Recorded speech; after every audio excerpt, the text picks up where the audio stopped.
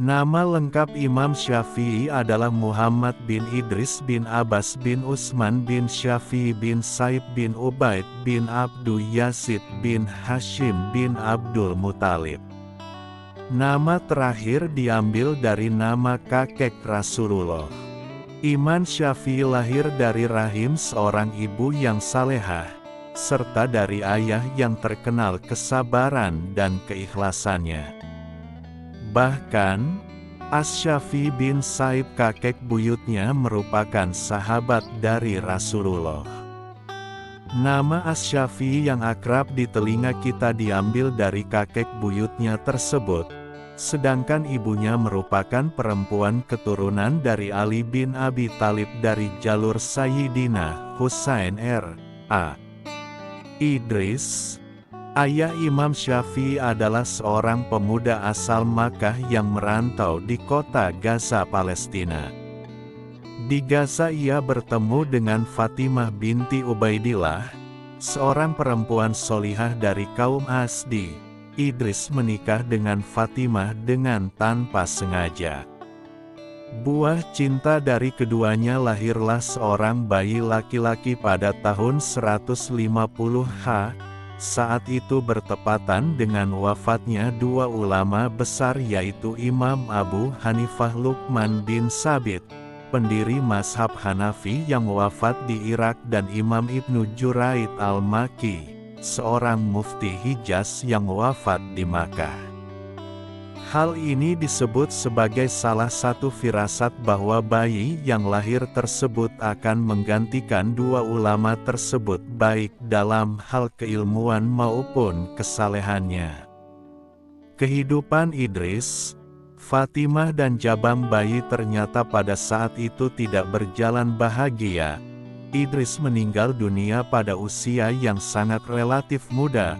Fatimah harus berjuang sendiri untuk mengasuh buah hatinya dalam kondisi ekonomi yang sangat memprihatinkan. Sadar dengan kondisi dirinya saat itu, Fatimah kemudian membawa bayinya yang masih berumur 2 tahun ke kota Makkah, kota asal ayahnya. Di tengah kondisi ekonomi yang serba kekurangan, tidak membuat Imam Syafi'i putus asa apalagi bermalas-malasan dalam menuntut ilmu. Bahkan saking cintanya terhadap ilmu, Imam Syafi'i selalu mencatat ilmu-ilmu yang ia dapatkan di medium seperti di tikar, tulang belulang serta pelepah kurma. Jika keilmuan yang berkembang di Irak adalah filsafat dan melahirkan para tokoh yang beraliran nasionalis seperti Imam Abu Hanifah.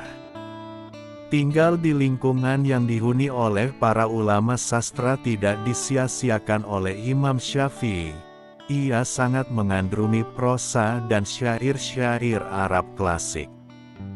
Bahkan masa mudanya di Makkah ia habiskan untuk mencari naskah-naskah sastra ke kabilah-kabilah Badui di padang pasir seperti kabilah Huzain, yaitu salah satu kabilah yang terkenal sebagai ahli sastra. Bahkan ia rela menetap beberapa hari di kabilah-kabilah tersebut demi mempelajari sastra Arab. Hobinya belajar sastra Arab ini secara tidak langsung memudahkan ia untuk memahami Al-Quran dan hadis. Kedua hal ini sangat penting dalam proses berijtihad dan menggali hukum-hukum syariat, karena memahami Al-Quran maupun hadis membutuhkan kepiawaian dalam memahami Al-Quran yang diturunkan dalam bahasa Arab yang fasih dan murni. Kepiawaian Imam Syafi'i dalam bidang sastra ini akhirnya menjadikannya mahir dalam mengubah syair-syair Arab. Syair-syair karya Imam Syafi'i tersebut kemudian dibukukan oleh Syekh Yusuf Muhammad Al-Bikai dan jadilah buku kecil yang berjudul Diwan Asy-Syafi'i, yang memuat sekitar 150 syair karya Imam Syafi'i. Menurut Al-Hamami, dalam Irsyad Al-Arif fi Ma'rifah Al-Adzim, ketertarikan Imam Syafi'i dalam sastra Arab kenyataannya hanya menjadikannya bersyair dan berjenjang dalam sehari-harinya. Imam Syafi'i banyak menghabiskan waktunya di Masjidil Haram untuk mempelajari berbagai macam ilmu agama seperti ilmu fikih, Al-Quran, hadis, bahasa dan kesusastraan. Pada usia 7 tahun, Imam Syafi'i dapat menghafal Al-Quran sebanyak 30 juz dengan lancar dan fasih.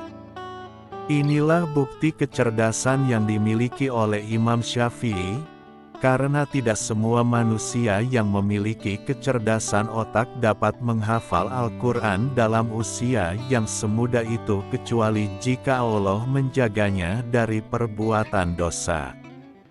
Imam Syafi'i merupakan murid dari Imam Malik.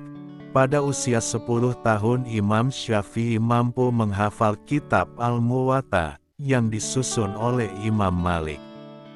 Selain hijrah ke Madinah pada tahun 170 Imam Syafi'i juga berkunjung ke Irak dan Kufah untuk belajar langsung kepada murid-murid Imam Abu Hanifah sebelum akhirnya beliau kembali lagi ke Madinah untuk menemani Imam Malik hingga wafat pada 179 Bahkan Imam Syafi'i terhitung berkunjung ke Irak sebanyak 3 kali. Selain Irak ia juga pernah berkunjung ke Persia, Turki dan Ramlah atau Palestina, hingga akhirnya ia menetap dan wafat di Mesir. Kesempatan Imam Syafi'i berkunjung ke berbagai kota ini tak hanya membantunya mengetahui budaya dan adat istiadat yang berlaku di kota-kota tersebut. Hal ini secara tidak langsung menjadi referensi Imam Syafi'i untuk membangun fatwa-fatwa dalam mazhabnya kelak. Menurut Syekh Al-Jumah, Imam Syafi'i menulis lebih dari 30 karya monumental tapi sayangnya tidak semuanya sampai di tangan kita. Beberapa kitab hilang dan beberapa kitab masih dalam proses pengetikan. Salah satu karya hebatnya adalah kitab Ar-Risalah yang disebut-sebut sebagai kitab ushul fikih pertama. Berkat Ar-Risalah, Imam Syafi'i disebut sebagai Nasir al-Sunnah atau pembela sunnah. Ketika Imam Syafi'i menjadi mufti di zaman, fitnah kejam melanda dirinya. Saat itu ia difitnah sebagai pendukung partai Syiah yang sedang gencar-gencarnya mengancam eksistensi negara dan khalifah saat itu. Hal ini tentu maklum, karena khalifah saat itu adalah Harun ar-Rasyid yang termasuk bagian dari dinasti Abbasiyah, yaitu dinasti yang berseteru dengan kelompok Syiah. Imam Syafi'i pun dijebloskan ke penjara dan hampir dihukum mati karena diisukan untuk menumbangkan khalifah. Imam Syafi'i dikenal sebagai ulama yang menguasai hampir seluruh disiplin ilmu. Namun beliau lebih dikenal sebagai ahli hadits dan hukum karena ide pemikirannya yang fokus pada 2 cabang ilmu tersebut.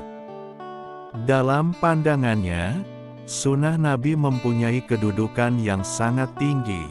Bahkan beberapa kalangan ada yang menyebutkan bahwa Imam Syafi'i menyetarakan kedudukan sunnah dengan Al-Quran dalam kaitannya sebagai sumber hukum Islam.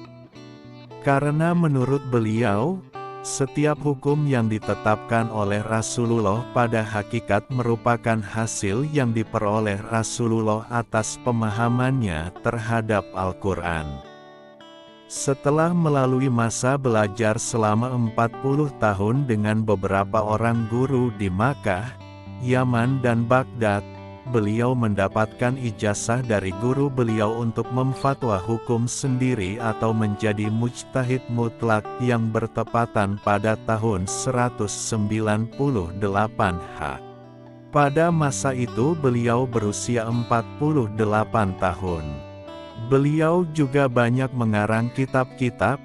Imam Abu Muhammad Qadi Husain dalam Muqaddimah kitab Takrikahnya berkata bahwa Imam Syafi'i mengarang kurang lebih 113 kitab, terdiri dari berbagai fan ilmu diantaranya ilmu usul fikih, tafsir, adab dan lain sebagainya.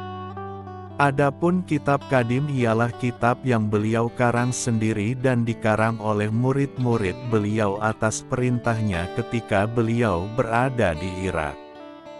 Kitab Qadim yang terkenal adalah kitab Al-Hujjah dan kitab yang diriwayatkan oleh murid beliau yaitu Abu Sur bin Ibrahim bin Khalid Al-Kalbi, Abu Ali Hasan bin Muhammad Al-Safaroni, Abu Ali Al-Karabisi, dan Imam Ahmad bin Hambal. Adapun kitab Jadid ialah kitab-kitab yang dikarang oleh Imam Syafi'i dan dikarang juga oleh murid-murid beliau ketika beliau berada di Mesir.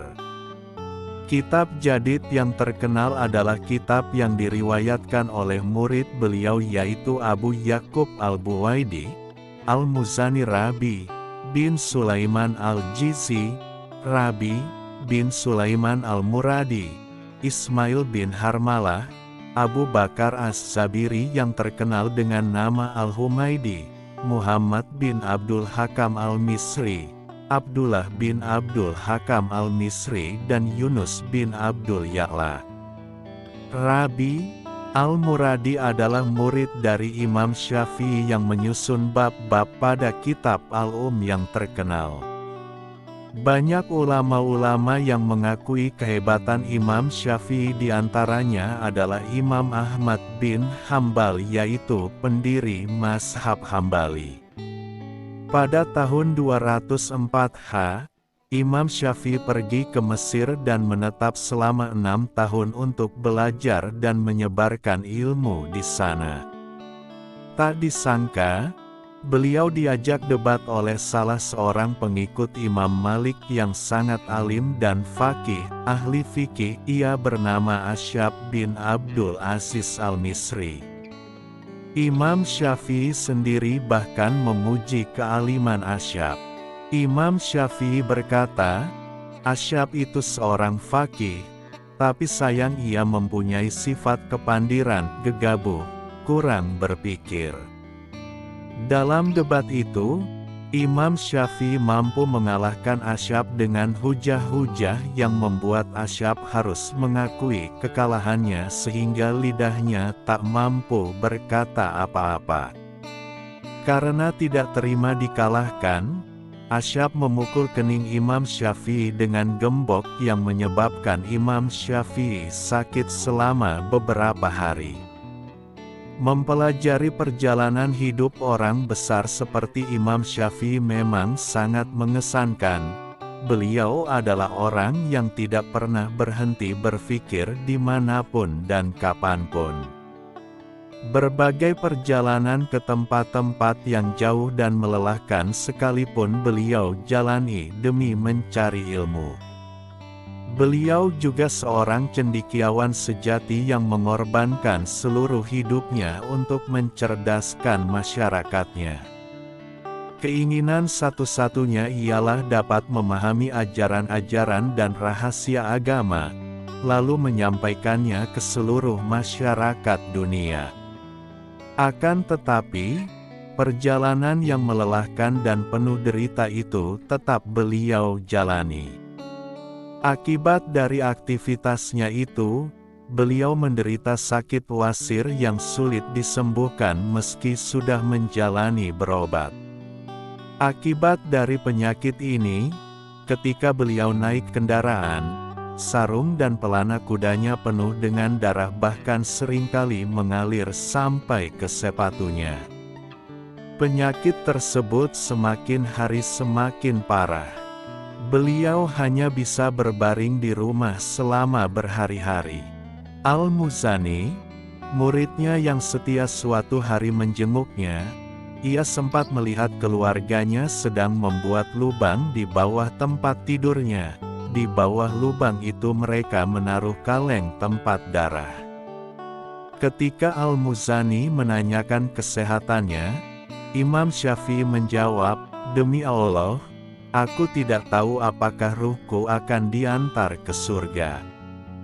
Jika ini akan terjadi, tentu akan sangat menyenangkan. Akan tetapi jika ke neraka, tentu aku akan sangat berduka." Setelah mengatakan itu, beliau membuka matanya memandang langit-langit rumahnya sambil bergumam, "Bila hatiku menjadi beku, jalanku telah sempit, harapanku satu-satunya Engkau memaafkanku. Dosa-dosaku sungguh besar, hanya bila Engkau memaafkan, maafmu tentu lebih besar." Setelah mengucapkan kata-kata itu, akhir hayat Imam Syafi'i pun tiba. Beliau dengan tenang menghembuskan nafasnya yang terakhir sesudah sholat Isya bertepatan pada malam Jumat terakhir di bulan Rajab tahun 204 dan disaksikan salah seorang muridnya yaitu Rabi Al-Jisi. Masyarakat Mesir sangat berduka setelah kehilangan orang besar dan cendekiawan terkemuka ini. Imam Syafi'i dimakamkan di tanah milik Bani Zahroh, yaitu milik cucu keturunan Abdullah bin Abdurrahman bin Auf Asy-Syafi'i.